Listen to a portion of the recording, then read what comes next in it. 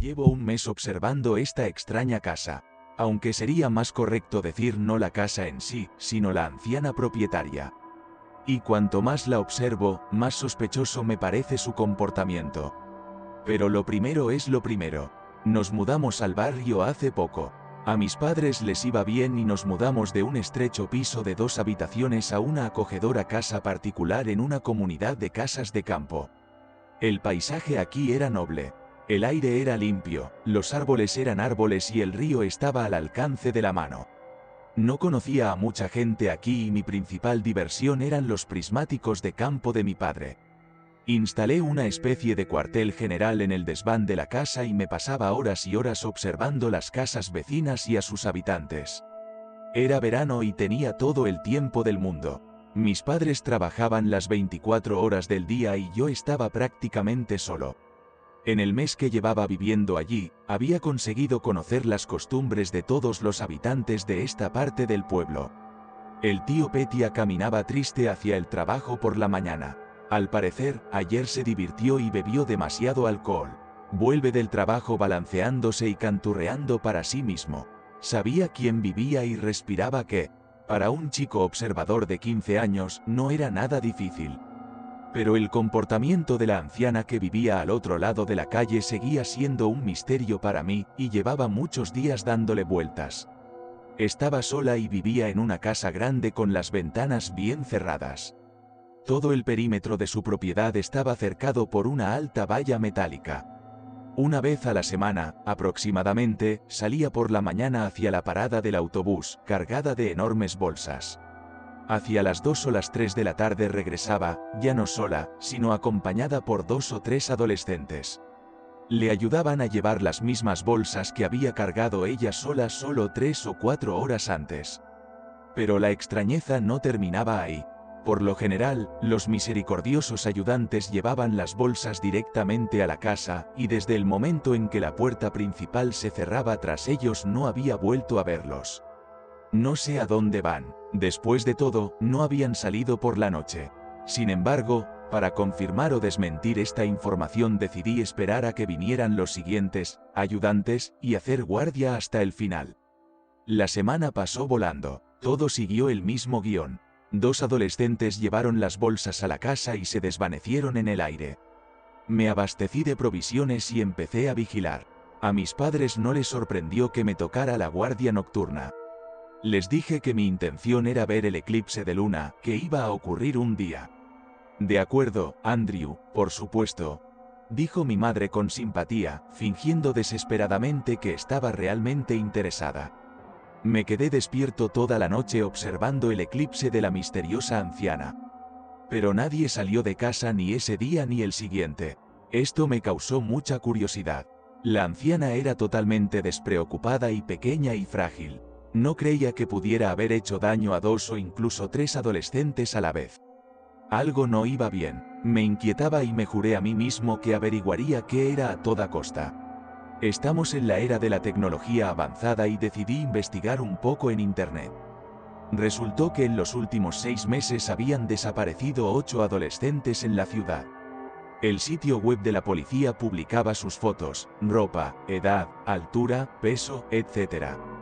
Observando detenidamente los rostros de los desaparecidos no reconocí a nadie, pero el perfil del último adolescente, Sergei Korsunov, me resultaba muy familiar. Mis sospechas sobre la abuela mala no hicieron más que aumentar. Me costó mucho convencer a mi padre de que instalara una cámara de vigilancia, pero me puse manos a la obra.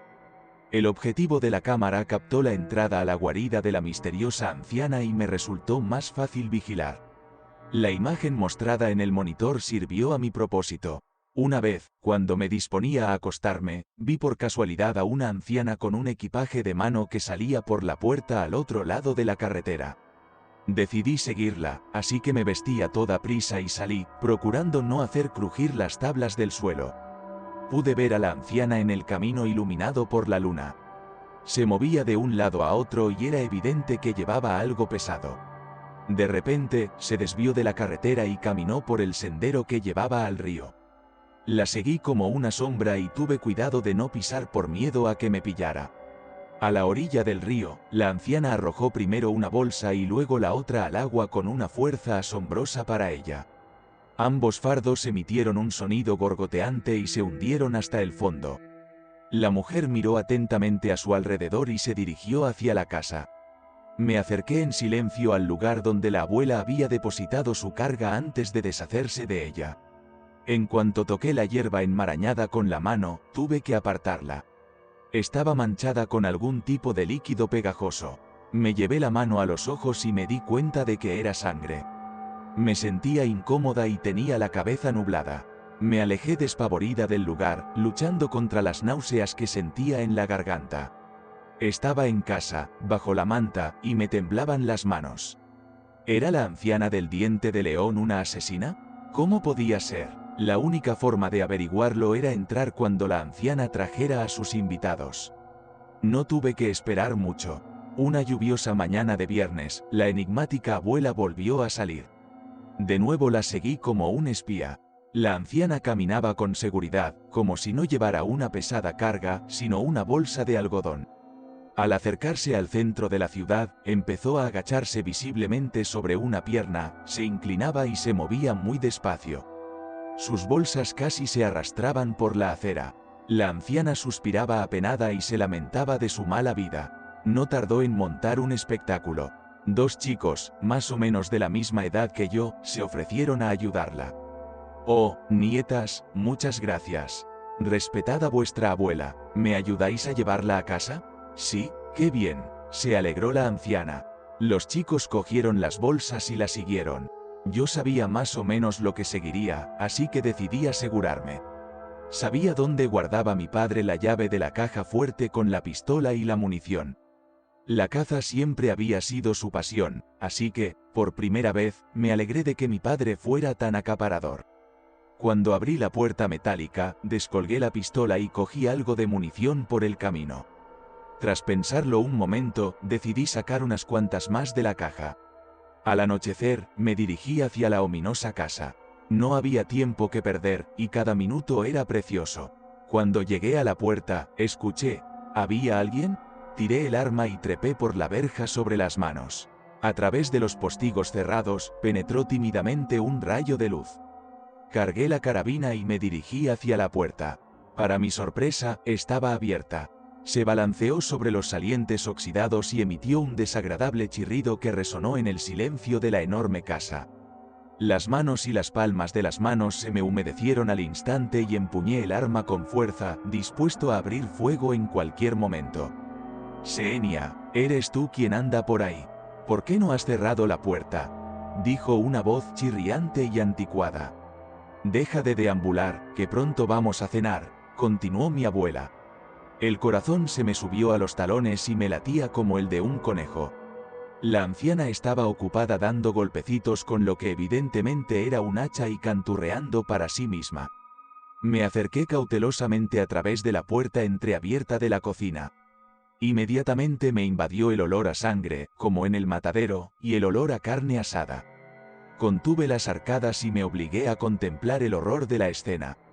Había sangre por todas partes, en las paredes, en el suelo e incluso en el techo. Sobre una enorme tabla de cortar del tamaño de una mesa de ping-pong yacía un cuerpo, despojado de todos sus miembros y de la cabeza. Una anciana con un delantal manchado de sangre estaba inclinada sobre él, preparándose tentativamente para arrancar un trozo de carne. Delante de la tabla de cortar había una silla con un adolescente atado a ella. Estaba amordazado por la boca y atado con una cuerda de pies a cabeza.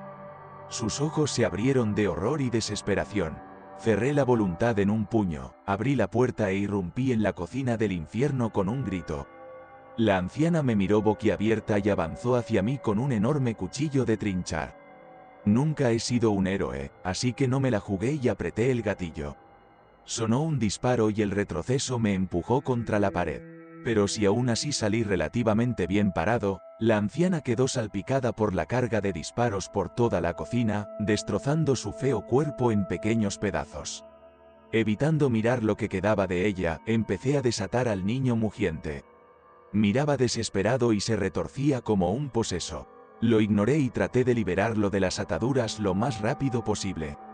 De repente, una mano enorme, del tamaño de una sartén decente, se posó en mi hombro. Tragué saliva frenéticamente y me di cuenta. Es seña. Un pensamiento inquietante pasó por mi cabeza. Con una fuerza inhumana fui arrojado al rincón más alejado de la cocina empapada de sangre. La pistola, por supuesto, se me cayó de las manos y, junto con la munición, quedó tirada junto a la salida. Miré al que la maldita vieja había llamado con tan cariñoso nombre. Era un bulto gigantesco, enorme, con el vientre abultado y los brazos peludos. Su ropa consistía en un mono sucio de obrero y unas botas Kirs pisadas. Seña sacó un cuchillo de caza de la cintura y avanzó hacia mí, con la intención de destriparme y convertirme en chuletas. Sacudí las piernas asustado, y condenado me di cuenta de que no tenía a dónde ir. El ambal se acercó a mí, arrastrando las botas, me agarró de la pierna y tiró de mí hacia él.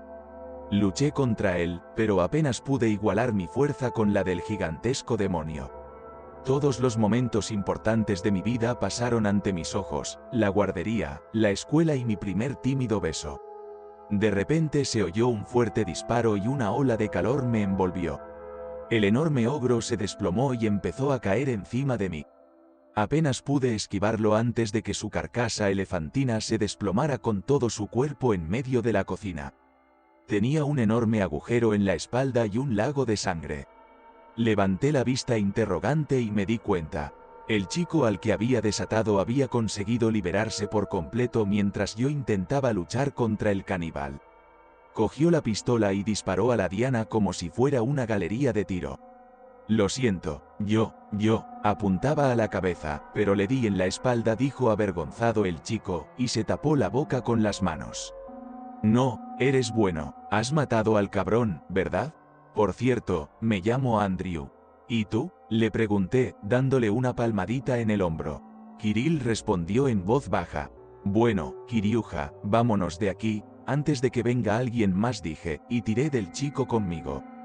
Cuando salimos de la guarida de caníbales, respiramos aliviados.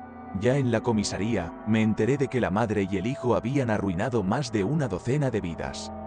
El ambal era un retrasado mental y se escondía de la vista del público. La madre había atraído a su casa a adolescentes crédulos y retozaba con su hijo en el sótano de su casa. Y por la noche, arrojaba sus huesos al río. La maldita pareja funcionaba a las mil maravillas y solo Dios sabía cuánto dolor más podrían haber causado. Y así, mi curiosidad natural y mi ingenio pusieron fin a las atrocidades de estos engendros.